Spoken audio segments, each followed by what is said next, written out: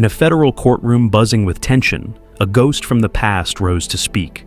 The voice of Tupac Shakur, raw and unfiltered, spilled from speakers, cutting through decades of silence.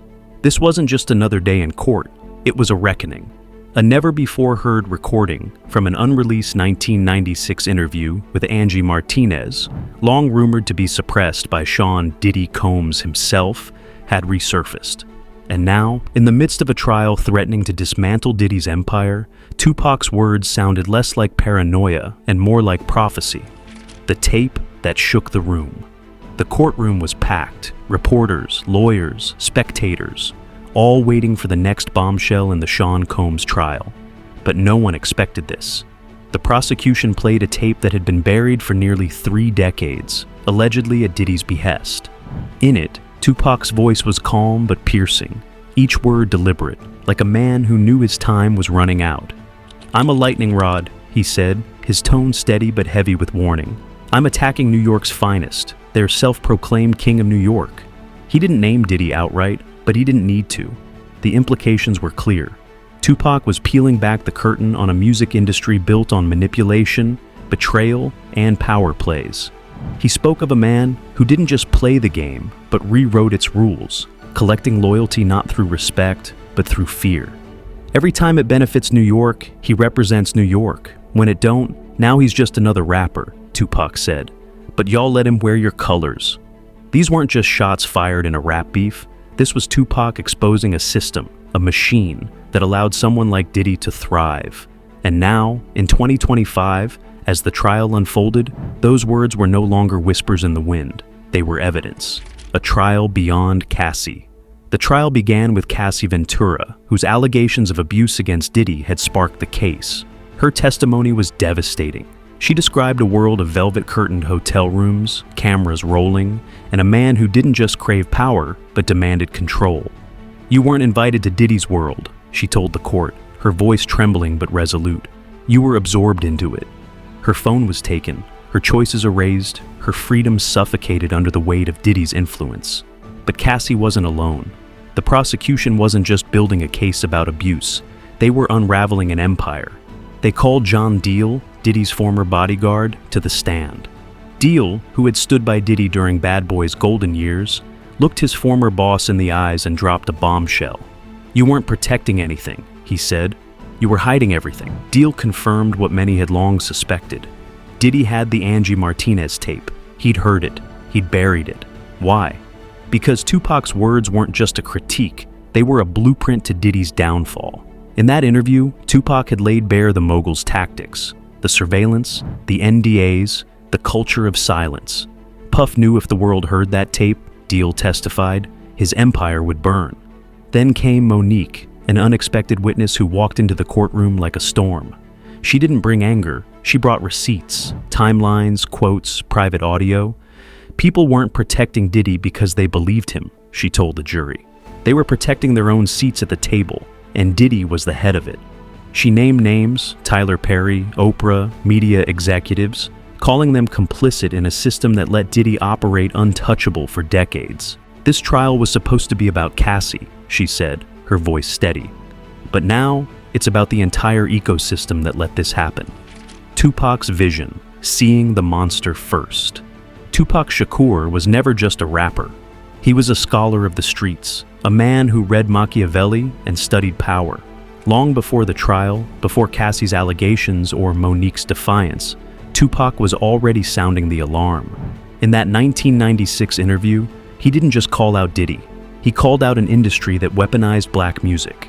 They tell you to rap about killing your brother, selling drugs to your own people, and being proud of it, he said in a later interview.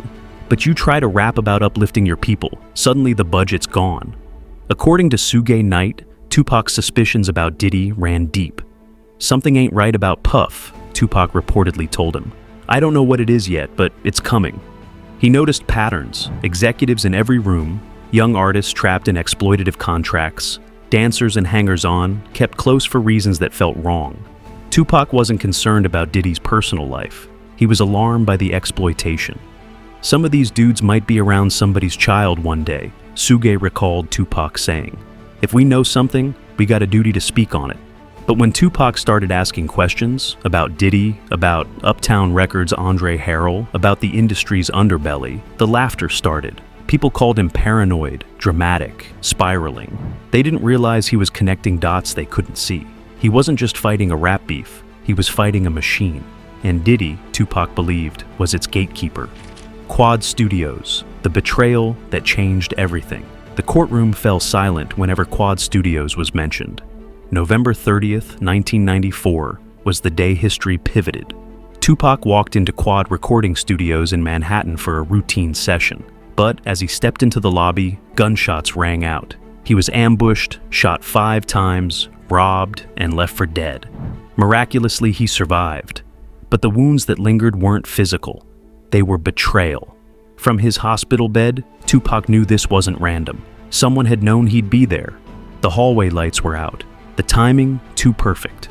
And upstairs, in the same building, were Diddy and Biggie Smalls. They never visited, never called, never acknowledged the incident. Then came Who Shot Ya?, a bad boy track with suspicious timing and chilling lyrics. Diddy and Biggie claimed it was recorded before the shooting, but Tupac didn't buy it. He heard a message: stay quiet, or next time you don't get up. Gene Deal's testimony added fuel to the fire. He described murmurs inside Bad Boy after the shooting. Some laughed, others looked shaken, but no one was surprised. They knew something, Deal said. Puff knew more than he ever let on. Tupac went to jail soon after, and while he was locked up, Bad Boy's star rose and death row faltered. That moment taught me the game, Tupac later said. The rules, the snakes. From then on, he watched every door because the real danger wasn't from enemies. It was from those he once called family. Diddy's obsession, a man who wanted to be Tupac. You can't buy charisma, and that's what drove Diddy mad. Tupac had what Diddy could never purchase: the love of the streets, the loyalty of the people. Puff studied him, Deal testified. The way he dressed, the way he moved, the women he talked to. Tupac wore Versace. Suddenly, Diddy was in Versace. Tupac spoke of loyalty and struggle.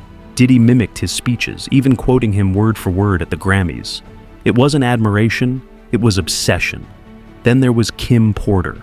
Rumors swirled that her admiration for Tupac sparked tension with Diddy. That man wants to be me so bad, he'll do anything, Tupac reportedly told friends, half joking but deadly serious. Deal described Diddy's empire as built not on talent, but on control, surveillance, secrets, and leverage. He kept footage, Deal said. He paid people off. He knew who to threaten, who to reward, who to erase. And Tupac was the first to see through it. The tape that never aired. The Angie Martinez interview is hip-hop's holy grail. A 2-hour conversation, only 10 minutes of which ever saw the light of day. Why? Because Diddy made sure it stayed buried. According to Deal, Diddy heard the tape and knew it was damaging and uncontrollable. Tupac didn't just talk about the East-West feud.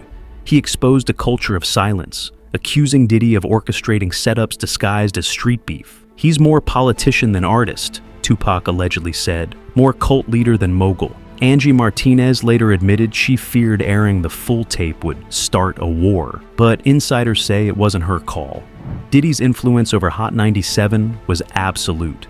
He doesn't just want you to follow him, Tupac reportedly said. He wants to own your voice. If that tape had aired, the East-West narrative might have collapsed, revealing a deeper, institutional truth. A prophecy fulfilled.